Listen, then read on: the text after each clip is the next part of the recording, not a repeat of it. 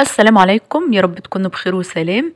النهارده يا جماعه جايبه لكم احدث الادوات المنزليه اللي هتشوفوها لاول مره في حياتكم، وكمان موفره جدا للوقت والجهد. يلا مع بعض نبدا الفيديو، نقول بسم الله. زي ما احنا شايفين كده، دي كانت اول اداه معانا، اللي هي بتقور اي حاجه احنا عايزينها وبتطلع بذره التفاح بمنتهى السهوله. البرطمان ده بقى انا اول ما شفته قلت عشنا وشوفنا. برطمان الترشي او برطمان المخلل، وبيجي معاه زي شوكه كده علشان ما تلمسيش المخلل بايدك. الاداه دي بجد كلنا محتاجينها في المطبخ. بصي هتطلع لك البانيه في ثواني، يعني هتعملك اي حاجه كده شرايح في ثواني. ده بقى 2 في 1، منه برطمان وفي نفس الوقت هتستخدميه كطبق. هتعملي السلطه بمنتهى السهوله وتدمجيها مع بعض، وهتقعدي بقى وتاكلي كده، ولا اروق ولا احلى. بصي بقى، لو انت بتخرجي كتير او عايزه تغسلي اسنانك او بتقضي فترات طويله بره البيت، فده الحل الامثل، ان انت تاخدي معاكي المعجون والفرشه. هي عباره عن موزايه كده، وفي قلبها برضو بيبي صغنن موزه، هتحطي في قلبها المعجون وتاخديها معاكي، ولا اسهل. تعالوا بقى الناس اللي عندها قطط، اصلا القطط مش ناقصه جنان، القطط كلها مجنونه اصلا، فده هيجننها لك بزياده. فلو انت عندك قطط بقى وعايزه تلعبيها وتتجنن بزياده، فهاتلها الجهاز ده. زي ما انت شايفه كده، هيفضلوا يلعبوا معاه طول النهار. شكله حلو قوي. بصراحه يا جماعه انا ما بحبش القطط وبخاف منها قوي، وكمان ما بحبش الحيوانات. اللي ما بيحبش الحيوانات يكتب لي في الكومنتات، واللي بيحبها برضو يكتب لي في التعليقات. بصوا بقى، الناس اللي شغاله في موضوع الهدايا، او برضو ممكن تجيبيه بقى عشان تجلدي بيه او كده. ده 2 في 1. الجهاز ده منه بيغلف الهدايا وفي نفس الوقت برضو بيلزقها. دي الباسكت دي بقى فكرتها برضو حلوه قوي. بتحطي اكياس الزباله في قلبها وبتسحبي. لما بتخلصي الكيس او عايزه تتخلصي منه، ولا اسهل. بصي ترفعيه كده بس وهي هيقوم بالمهمة كلها.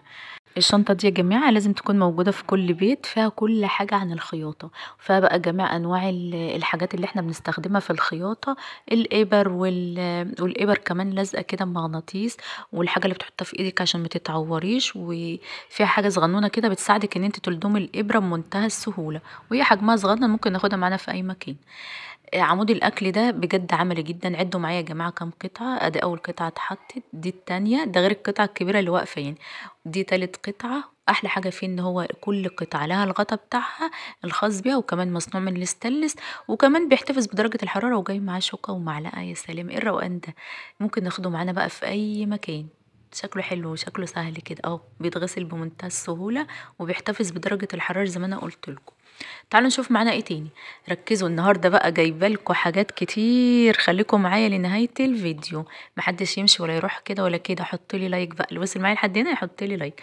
بصوا بقى، ده الاداه دي يا جماعه بتتحكموا في الحجم بتاعها. تحطي بقى تثبتي عليها التليفون، اللابتوب، التاب، اي حاجه انت عايزاها او بتستخدميها. تعالوا نشوف مع بعض تاني. دي حله الضغط، يعني احدث حاجه نزلت. بصوا ده زرار الامان.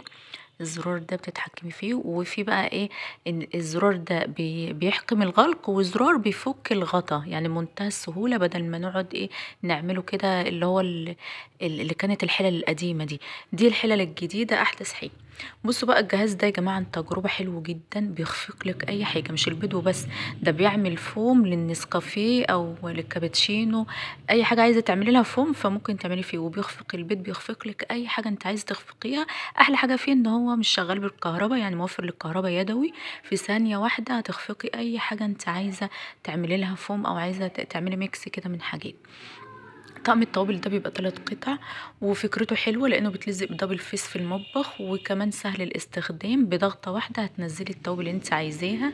هتحطي بقى التوابل والملح كده جنب البوتاجاز وتستخدميهم اثناء الاكل.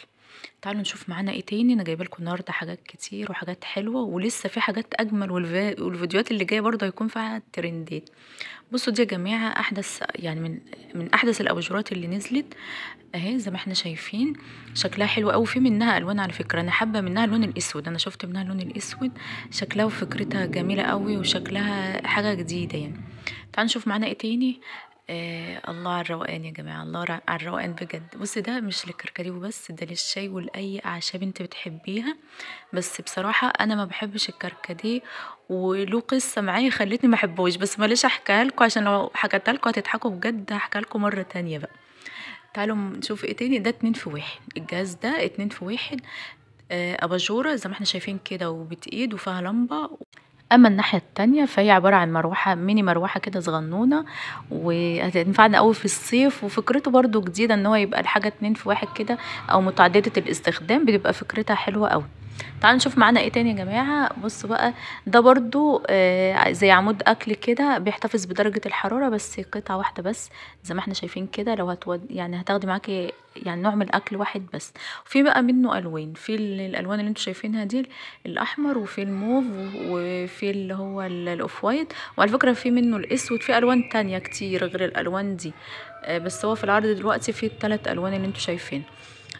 ده بقى يا جماعه الاداه دي او الجهاز ده، زي ما احنا شايفين كده مع بعض. هتقدري تشحني، هي 2 في 1 شحن، تقدري تشحني حاجتين في نفس الوقت، وفي نفس الوقت برضو شغال اللي هو زي نواسه كده، او حاجه بتايديها كده لو عايزه تعملي جو رومانسي او اي حاجه، وشغاله برضو بالشحن.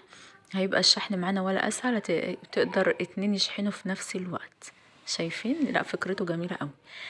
مع بعض يا جماعة برضو لسه فيها حاجات كتير. دي شواية زي ما احنا شايفين كده، بس فكرتها لسه جديدة. انا بصراحة اول مرة اشوفها، يعني فكرة الشواية بتبقاش مختلفة اوي، فدي فكرتها مختلفة. هنا هتحطي الحاجة اللي انت عايزة تشويها، وفي النص بقى هتنزلي النكهات بقى اللي هتغطي على هتخلي الريحة بقى تطلع، وبرضو ممكن تطيبيها. نحط بقى اللي احنا عايزينه، نحط بانيه، نحط فراخ، نحط لحوم، نحط اي حاجه انت عايزه تشويها. احلى حاجه في الشوي يا جماعه بيطلع لك اكل صحي، بس لازم برضو تديها رشه زيت كده بسيطه خالص. اي حاجه برضو مهما كانت مانعه للالتصاق، برضو لازم نحط لها يعني رشه زيت كده خفيفه زياده تاكيد. يعني زي ما احنا شايفين كده، برضو فكرتها جميله وعجباني قوي. دي معلقه الاعشاب، بس اوحش حاجه ان هي بلاستيك. يعني لو كانت ستانلس كانت هتبقى احلى، لان البلاستيك بيتفاعل. هو البلاستيك بتاعها بيور وكويس، بس دوروا على نفس الفكره بتاعتها، بس تكون ستانلس. بتحطي فيها العشب اللي انت عايزاه، وتحطي عليها الميه السخنه، ففكرتها حلوه برضه. تعالوا نشوف مع بعض. كلنا بنتعرض للمواقف دي، وخصوصا الناس بقى اللي بتذاكر على اللابتوب، اللي هم في الثانويه العامه او في الثانوي او في الجامعه، فدايما بيقع مننا او بنزهق واحنا ماسكينه كده او احنا حاطينه. فده امن حاجه الجهاز ده يا جماعه، بتتحكمي فيه زي ما احنا شايفين كده، في امان جامد، لانك بتربطيه في الترابيزه، وبيتفك برضو بمنتهى السهوله برضو. تعالوا نشوف معانا ايه تاني. دي يا جماعه لعبه بابل، نستخدمها للأطفال، بتنمي الذكاء. هقول لكم فكرتها دلوقتي لما نشوفها. تعالوا نشوفها مع بعض. زي ما احنا شايفين كده، احنا دي عبارة عن زي بوكس كده، وفي قلبها كتيب صغنن بيشرح لك ان انت اللعبة، وتعملي منها اشكال كتير. وازاي بقى يعني ممكن تديها لطفلك بدل التليفون، فهينمي الذكاء بتاعته. ويعني فكرتها حلوة، يعني من العاب البازل اللي فكرتها حلوة، بتنمي الذكاء. كلنا طبعا عارفين الالعاب دي بتنمي الذكاء. واللي وصل معايا لحد هنا يكتب لي في التعليقات انا من الابطال. وكمان ما ينساش يصلي على النبي في الكومنتات، واكتبوا لي اكتر حاجه عجبتكم. يعني كل واحد كده يكتب لي اكتر حاجه عجبته في الفيديو، حاجه واحده بس، كل واحد يختار حاجه واحده عشان نشوف اكتر الحاجات اللي اتطلب عليها قد ايه. اكتبوا لي برضو في التعليقات انتوا عايزين تتفرجوا على ايه، او عايزين نعمل لكم ريفيو عن حاجه معينه، او اتكلم عن حاجه معينه. ومحضره لكم بقى الحلقات الجايه فيديوهات كتير، بس لسه يا جماعه في المونتاج. انتظروا مني احدث الترندات واحدث الادوات، وكمان احدث التركات في عالم الادوات المنزليه.